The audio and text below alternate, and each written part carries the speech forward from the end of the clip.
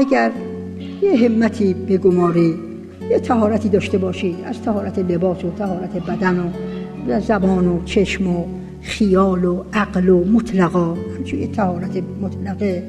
و یک قدم عاشقانه صادقانه و یک ندای به صورت صدق که انسان بگه الهی آمدن، صادقانه بگوید الهی آمدن. یه شکارهایی که یه چند بار یه شکارهایی بفرمایید، حالا در خوابتون بهتر از اون در بیداریتون، اون شکارها خیلی در فهم معارف کمک میکنه. یه بارقه های گاهگاهی پیش بیاد، یه چیزهای بیابی،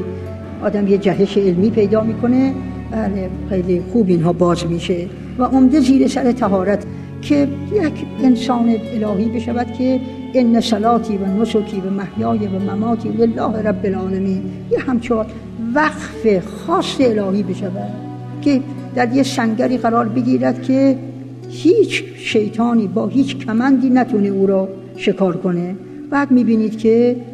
بروز بارقه ها میشه و اشراقات میشه، افاضات میشه، لحن برمیگرده، به حرف میاد، به سوز و گداز میاد